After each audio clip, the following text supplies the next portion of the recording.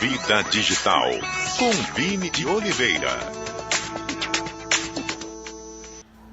Tudo que a gente faz na vida real, se a gente faz na vida virtual, também passa alguma mensagem. Então, da forma como eu me comporto aqui no relacionamento com as pessoas, no trabalho, passa uma mensagem sobre quem eu sou. Da mesma forma, as coisas que eu faço lá na vida virtual, lá na internet, nas minhas redes sociais, não é? Os sites que eu visito, as pesquisas que eu faço, os Googles, né? Google explica, vamos lá e pergunta. É tudo pegada que você deixa, é pista de quem você é. E tem gente de olho nisso.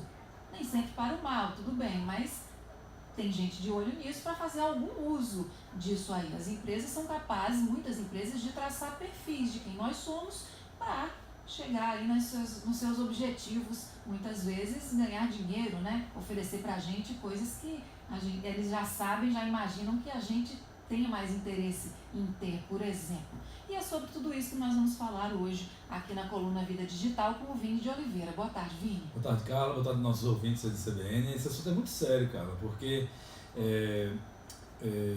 tem um filósofo francês chamado Pierre de Lévy que ele fala exatamente sobre virtualidade. E algumas pessoas têm a impressão, a falsa impressão, no caso, de que o que acontece no ambiente virtual não se reflete no real. Então, as atitudes que nós tomamos no ambiente digital, elas são atitudes que são reflexos do que acontece no mundo real. Então, isso tudo que você apresentou aí inicialmente é mais pura verdade. Porque, do ponto de vista das empresas, por exemplo, que vai ser o foco do nosso papo aqui hoje, o que acontece é isso mesmo. As empresas buscam formas, e cada vez mais a tecnologia está apoiando nesse sentido, para que você conheça mais o teu consumidor e você possa se aproximar mais dele. E existem inúmeras tecnologias aí que nos apoiam nisso. Existe uma grande discussão até que ponto isso é invasão de privacidade, até que ponto existe legalidade. Estamos organizando aí na próxima semana, provavelmente a gente vai fazer uma coluna aqui junto com o meu amigo Gerlando, exatamente falando sobre isso, sobre essas novas regulamentações que estão acontecendo na Europa e que em breve estarão sendo aplicadas no Brasil. Mas esse assunto é muito, muito sério mesmo, a gente precisa ter muito cuidado com tudo que está acontecendo ao nosso redor. Pois é, ontem no quadro Mercado de Trabalho nós falamos sobre como as atitudes da gente nas redes sociais podem prejudicar a carreira profissional, certo tipo de atitude. Completamente. Não é? Bom, agora falando de empresas e de como as empresas traçam esses perfis, vamos colocar em exemplos.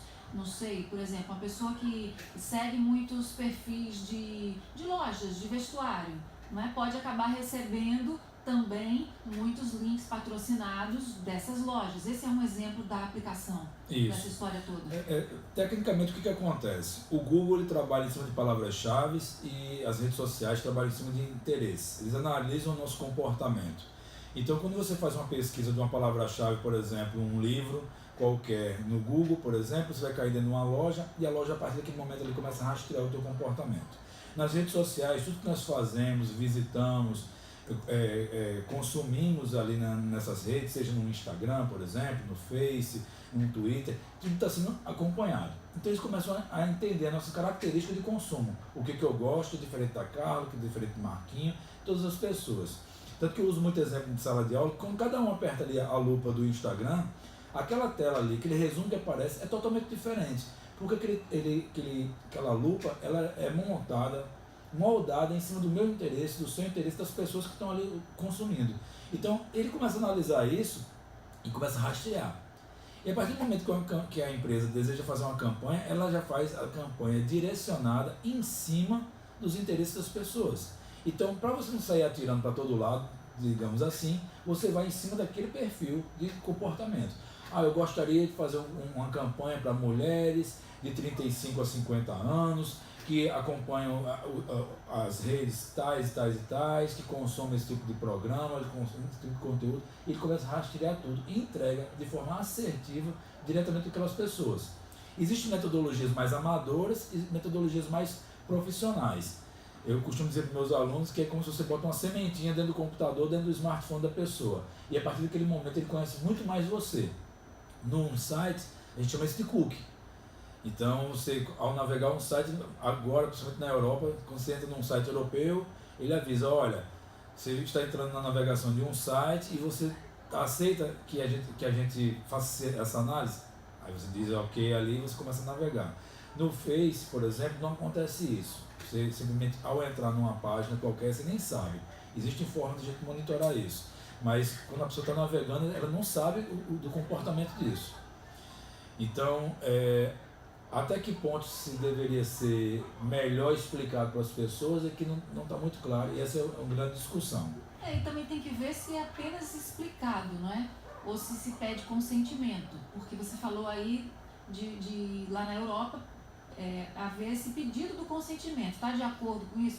Mas o que acontece é que, por exemplo, nas coisas que eu vejo, você não tem muita escolha. Porque a escolha se você não der o consentimento, você não tem acesso àquilo ali. Exatamente. Então, ou você aceita o que querem de você, ou então você não tem acesso àquele conteúdo. Sites pornográficos, por exemplo, sempre tem aquela mensagem que você diz, se você tem mais de 18 anos. Você pode ter 10 anos de idade, mas exibe uma mensagem para você e você clica consentindo que você tem mais de 18 anos.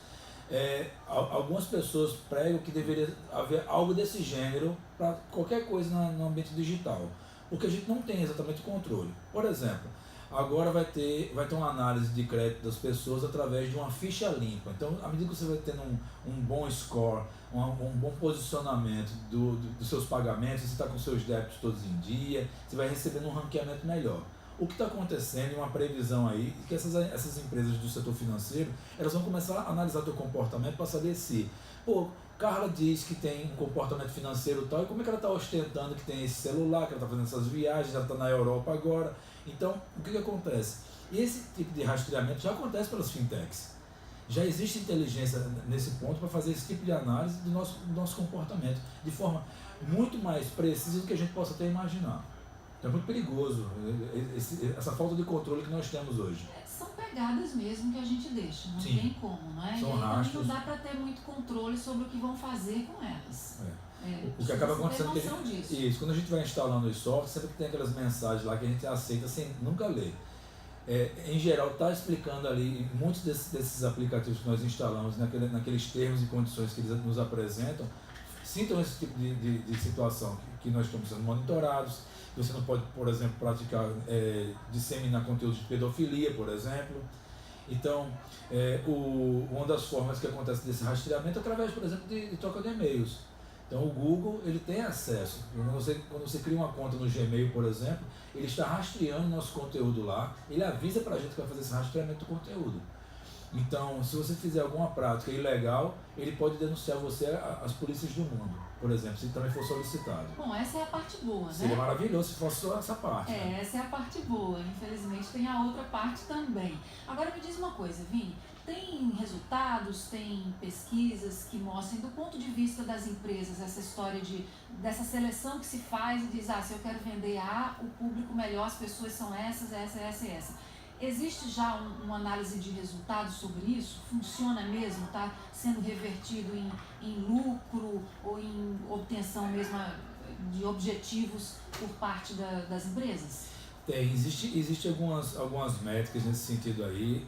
Por exemplo, na área de infoprodutos, que é uma área que eu tenho um certo envolvimento, existem cálculos que a gente faz já em cima desse percentual de pessoas que a gente consegue atrair. A gente chama de empilhar. A gente começa a empilhar pessoas que têm aquele nível de interesse, então a gente já estima. De tantas pessoas que assistem, por exemplo, uma transmissão de uma live, de um webinário, por exemplo, a gente já estima que X% daquelas pessoas ali vão pagar diretamente e outro percentual vai pagar durante 7 dias, que é normalmente como a gente faz esse trabalho. Então, já existem, como tem muita gente fazendo ao mesmo tempo, a gente começa a acompanhar o que os amigos estão fazendo, todo mundo acaba tendo mais ou menos a mesma métrica, os mesmos resultados. Então, por exemplo, a gente estima que se 1000 pessoas assistem uma transmissão ao vivo de uma venda de um produto, que 20% daquelas pessoas elas vão comprar já imediatamente. Então, 20% de 1000 pessoas já serão 200 pessoas. E daí você já começa a estimar o faturamento. Isso na área de infoproduto. Mas aí tem todo um processo anterior de engajamento das pessoas para facilitar essa venda. Até essa semana eu estava conversando um caso, por exemplo, de um curso que o Whindersson Nunes lançou, que foi um fracasso, que por mais que ele tenha 23 milhões de seguidores, por exemplo, ele não conseguiu vender tanto. Por quê? Ele oferece conteúdo, mas as pessoas não querem ser igual a ele. querem consumir humor e a sátira que ele faz. Então, já outros tipos de curso já tem um engajamento melhor. E isso tudo é feito a partir dessas tecnologias que a gente está conversando aqui. De empilhar pessoas. Exatamente. Estou chocada até agora com a expressão. É um termo que a gente usa, de empilhamento. Tá certo. Vini de Oliveira, obrigada. Até a próxima. Que é isso, cara. Estamos a seu dispor aí. Vamos em frente, pessoal. Tchau, tchau.